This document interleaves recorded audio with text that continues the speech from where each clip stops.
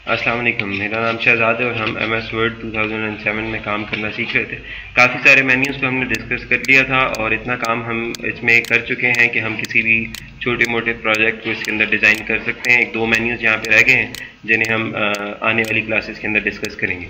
आज की इस क्लास के अंदर बेसिकली हम देखेंगे कि कैसे हम अपनी CV को एम एस वर्ड के अंदर बना सकते हैं और डिज़ाइन कर सकते हैं। तो CV बनाना सीखेंगे, उसके लिए शुरू करते हैं। पहले मैं प्रैक्टिस करूंगा, उसके बाद आप घर पर जाके प्रैक्टिस करें और डिफरेंट स्टाइल्स की CV बनाएं। डिफरेंट फॉर्मेटिंग दे के डिफरेंट स्टाइल्स को चूज़ करके खूबसूरत CV बनाने की कोशिश करें। तो सबसे पहले CV बनाने के लिए हम एक हेडिंग ऊपर दे देते हैं CV की, और सबसे पहले मैं जूम इन करके थोड़ा सा ऑप्शन को इसे अपने क्लोज कर लेता हूँ। और उसके बाद टेक्स्ट के जो मुझे टेक्स्ट का राइटिंग स्टाइल चाहिए उसे टाइम्स न्यू रोमन कर लेता हूँ, और स्टैंडर्ड के तौर पे 14 का हेडिंग के लिए आप यूज़ करते हैं साइज, और 12 का जो स्टैंडर्ड टेक्स्ट है उसके लिए इस्तेमाल करते हैं। इसे मैं बोल्ड भी कर लेता हूँ, और बोल्ड करने के बाद मैं अंडरलाइन कर लेता हूँ। और CV के बाद मुझे सबसे जो पहली चीज़ ज़रूरत होती है वो है नेम की। नेम के बाद अपना नाम लिखूँगा, चाहे जो भी मेरा नाम है। मैं लिखता हूँ शहजाद दस्त, और यहाँ से मुझे अंडरलाइन नहीं देना तो मैं इसके नीचे से अंडरलाइन को हटा देता हूँ। और उसके बाद मुझे डेट ऑफ बर्थ की ज़रूरत पड़ती है।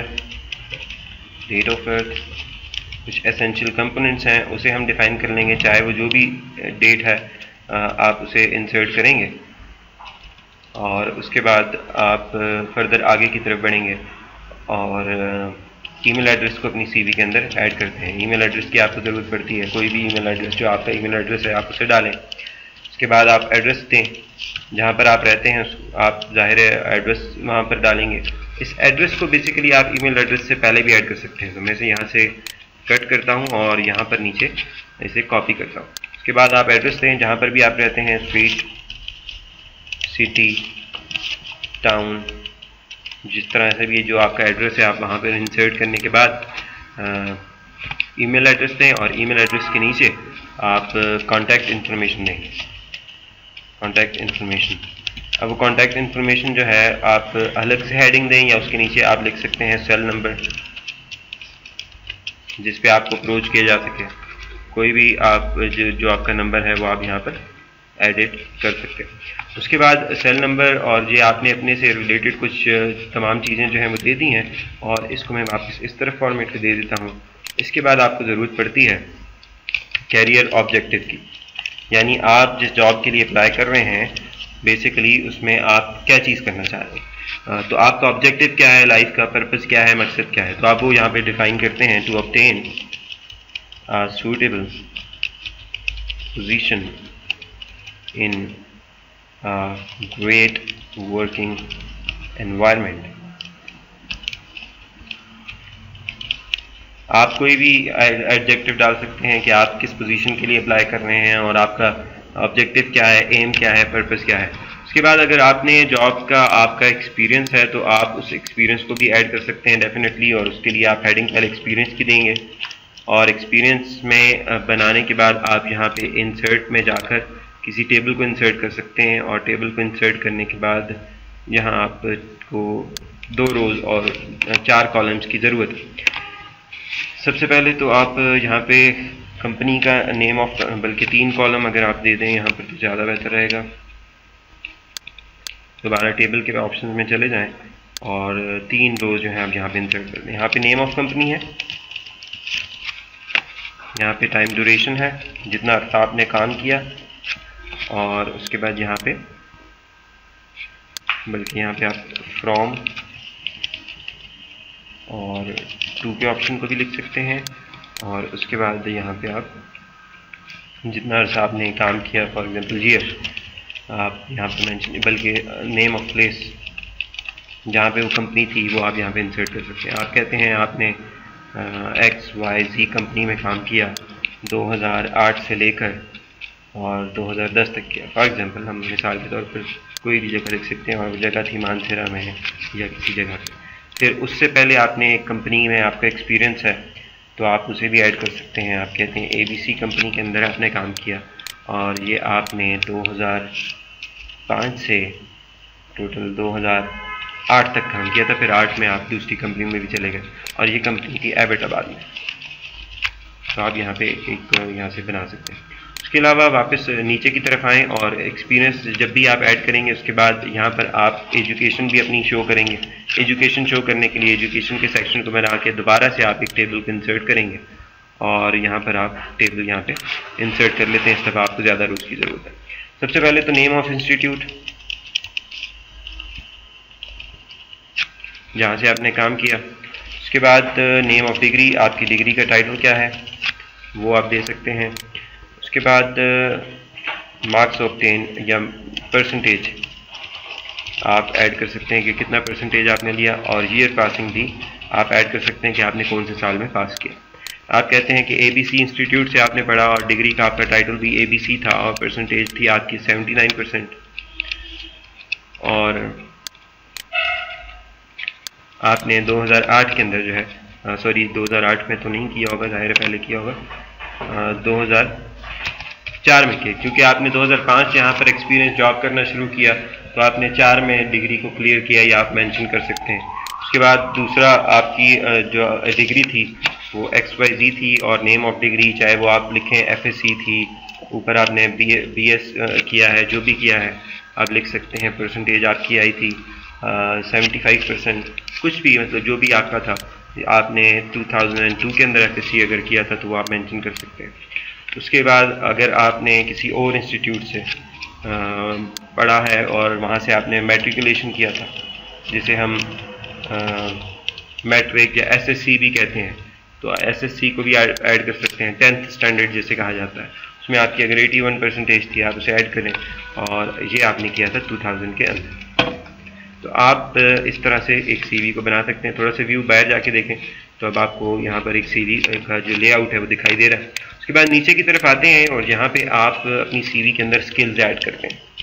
स्किल्स यानी आपको ऐसी क्या क्या ख़ास चीज़ें आती हैं कि आपको हायर करे बंदा अपनी कंपनी के अंदर। आप लिखते हैं आप माइक्रोसॉफ्ट ऑफिस आपको आता है, और एडोब फोटोशॉप आता है, ऑटोकैड आता है, और वेब डिज़ाइनिंग आती है। उसके बाद आप लैंग्वेजेस ऐड करते हैं कि आपको कौन कौन सी ज़ुबानें आती हैं। कहते हैं इंग्लिश, उर्दू, पश्तो, अरबिक, जितनी भी लैंग्वेजेस आती हैं आपको आप ऐड कर सकते हैं। उसके नीचे कुछ आपके पास बेसिकली ऑप्शनल होता है कि आप रेफरेंसेस को ऐड करना चाहें कि नहीं करते, वो आपकी अपनी चॉइस होती है। लेकिन प्रोफेशनल आप रेफरेंस डालेंगे, या तो आपकी कोई टीचर हो या जिनके साथ आपने पहले काम किया हुआ है उनका रेफरेंस आप देंगे, और उनको ज़रूर इन्फॉर्म भी करेंगे कि आप उनका रेफरेंस डाल रहे हैं, ताकि अगर आप उनको कोई कॉल भी करता है तो उन्हें सबसे पहले क्लियर हो। अब चूंकि हमने एक CV को डिज़ाइन किया है, CV के हवाले से याद रखिएगा बेहतर CV उसे ही कंसिडर किया जाता है कि वो ज़्यादा से ज़्यादा सिर्फ एक पेज के ऊपर दिखाई दे। तो अब चूंकि हमने इसे एक पेज पे लेकर आना है, तो ये तो डिफरेंट पेजेस पे है, और ये तो हमने सिर्फ CV को फिल किया है, इसमें कोई खूबसूरती भी हमें नहीं नज़र आ रही, तो थोड़ी सी इसकी डिज़ाइनिंग कर देते हैं। यहाँ ऊपर से डिज़ाइनिंग करना हम शुरू करेंगे। बेसिकली सबसे पहले तो अब एक पेज पे लाने के लिए हम इसके मार्जिन्स को कम कर लेते हैं, हमें ऊपर इतनी जगह की ज़रूरत नहीं, तो हम मार्जिन्स को कम कर सकते हैं। उसके लिए पेज लेआउट में आएंगे, मार्जिन्स पर क्लिक करेंगे, और नॉर्मल हैं तो नैरो मार्जिन्स हम कर लेते हैं। अब इसके मार्जिन जो हैं वो कम हो गए, साइडों के मार्जिन्स भी हैं वो कम हो गए। अगर इसकी भी हमें ज़रूरत नहीं है तो हम नॉर्मल करने के बाद यहाँ से मार्जिन्स को जो है कस्टम मार्जिन कर सकते हैं, और कस्टम मार्जिन करके हम टॉप के मार्जिन को बेसिकली बिल्कुल कम कर लेंगे, सिर्फ 1 सेंटीमीटर कर लेंगे, और बॉटम के मार्जिन को भी 1 सेंटीमीटर कर लेंगे। साइडों के मार्जिन जो है आपके पास बेशक उतने ही रहे, इन दोनों को 1 सेंटीमीटर करके ओके करेंगे। अब ये CV आपके पास एक पेज के अंदर दिखाई देगी, ठीक है।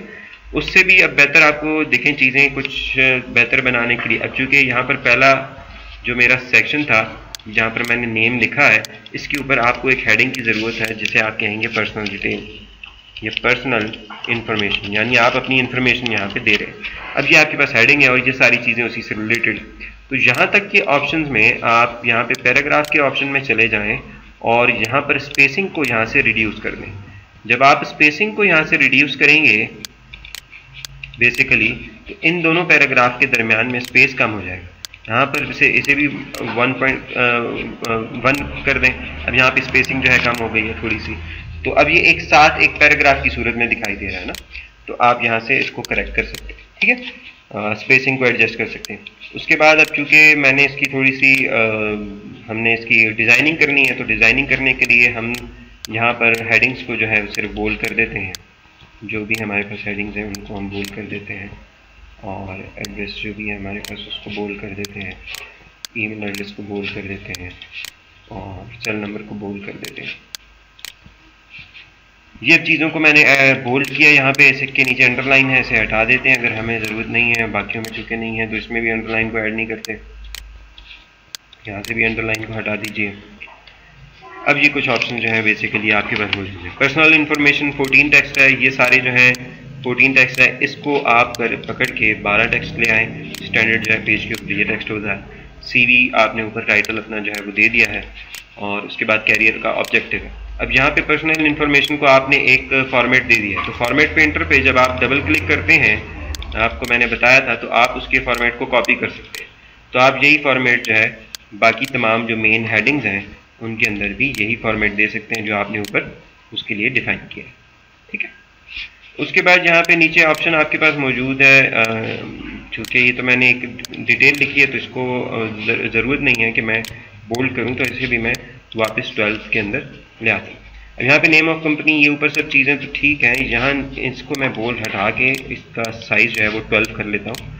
ये आपको होपफुली जो है क्लियर हो जाए। अब और अगर मुझे इसमें कुछ डिज़ाइनिंग करना है तो इसको भी मैं उसी तरह से इनको भी सेम करूँगा, बोल्ड हटाऊँगा, सबके साइज़ को, फॉर्मेट को, जैसे ऊपर वाला टेबल था वैसे ही ये टेबल भी बनाऊँगा, ताकि चीज़ों में डिफरेंस ना दिखाई दे मुझे। ठीक है। उसके बाद यहाँ पे अब चूँकि स्किल्स एडिड हैं, तो यहाँ से हम इसको पहले बोल्ड हटा देते हैं। उसके बाद हम वापस पैराग्राफ में आते हैं, और चूँकि स्किल्स एक साथ की स्किल्स हैं, तो यहाँ से हम स्पेसिंग को रिड्यूस कर देंगे। स्पेसिंग मैंने रिड्यूस की, चीज़ें मुझे साथ में दिखाई दे रही हैं। यहाँ पे मैं बुलेट्स ऐड कर सकता हूँ खूबसूरत बनाने के लिए, कि ये चीज़ें मुझे आती हैं। इसी तरह से वापस इसके अंदर भी आ जाएं, और यहाँ से भी इस पैराग्राफ में जाके आप यहाँ से स्पेसिंग को रिड्यूस कर सकते हैं, और स्पेसिंग रिड्यूस होने के बाद आप यहाँ से बुलेट्स को दोबारा ऐड कर सकते हैं। बुलेट के बजाय नंबरिंग चाहें तो ऐड कर सकते हैं, आपको 4 लैंग्वेजेस आती हैं। ठीक है, तो आप भी ऐड कर सकते हैं। यहाँ पे ज़्यादा स्पेस थोड़ी सी दे दीजिए, ताकि हेडिंग आपकी एक दूसरे से ज़्यादा आपको दिखाई दे। लैंग्वेजेस की स्पेलिंग वगैरह गलत है तो आप उसे यहाँ से करेक्ट कर लीजिए। एडोब फोटोशॉप है, तो सबका फॉर्मेट आप सेम रखें, जैसे आपने ऊपर वाले में फॉलो किया उस तरह इसमें भी आप फॉलो करें, और इसके अंदर भी वैसे ही है, चेंजिंग दिखेगा। यहाँ पर आप बोल्ड को हटाकर वापस जो है फ़ॉन्ट को 12 करें, इस फ़ॉन्ट को भी 12 रखें, क्योंकि बाकी स्टैंडर्ड जो फ़ॉन्ट है आपका सारा 12 था। ठीक है। अब यहाँ पर आस्ते आस्ते आप देखें तो आपकी CV को एक शेप जो है वो मिलती जा रही है। अब थोड़ा सा और मज़ीद डिज़ाइनिंग की तरफ आते हैं, और जब डिज़ाइनिंग की तरफ आते हैं तो हम इस टेबल को थोड़ा सा बेहतर करने की कोशिश करते हैं। इसमें टेक्स्ट को सेंटर कर लेते हैं। ठीक है, और इस टेबल के भी टेक्स्ट को हम जो है वो सेंटर कर लेते हैं, ताकि हम एक सीक्वेंस में दिखाई दे। टेबल पे वापस क्लिक करते हैं और इसके डिज़ाइन की तरफ आते हैं। हम टेबल के डिज़ाइन को भी चेंजिंग जो है वो कर सकते हैं। कोई डिज़ाइन यहाँ से हम टेबल का चूज़ कर सकते हैं और उसको ऐड कर सकते हैं। जो डिज़ाइन हमें पसंद है हम उस डिज़ाइन को यहाँ से सिलेक्ट करेंगे। फॉर एग्जांपल हमें ये डिज़ाइन पसंद है, और इसके अंदर बैंडेड रोज मुझे नहीं चाहिए, ये बैंडेड, बल्कि अगर नहीं चाहिए तो हम इसकी जगह पे किसी और डिज़ाइन के फॉर्मेट को लगा सकते हैं। ये वाला ज़रूरत था, इसके अंदर भी इसी तरह से कर लीजिए। अगर आप चाह रहे हैं कि उसके पीछे कोई कलर वगैरह चेंज हो तो आप उसके अंदर वो सारे टूल्स आपने पढ़े, वो डिज़ाइनिंग भी आप इसके अंदर कर सकते हैं। अब जब ये सारी चीज़ें आपने डिज़ाइन कर ली तो अब आप वापस पेज लेआउट की तरफ आएँ और पेज को बॉर्डर देने की कोशिश करें। बॉक्स का बॉर्डर जो है आप अप्लाई करें डिफरेंट जगहों पर, और विड्थ उसकी पॉइंट्स की थोड़ी सी ज़्यादा इंक्रीज़ कर देते हैं। आर्ट कोई नहीं डालना, बहुत ज़्यादा भी कोई चीज़ नहीं होनी चाहिए। थोड़ा सा बॉर्डर आपको कम लग रहा है तो आप बॉर्डर की पॉइंट को ज़्यादा इंक्रीज़ कर लें, यहाँ से 3 पॉइंट कर लिया। तो अब देखिए एक शेप आपकी CV को बेसिकली बनती हुई जो है वो दिखाई दे रही है, और इस तरह से आप CV में एडिटिंग जो है वो कर सकते हैं। अब यहाँ पे ये 2 चीज़ें हैं आपको दिखाई दे रही हैं।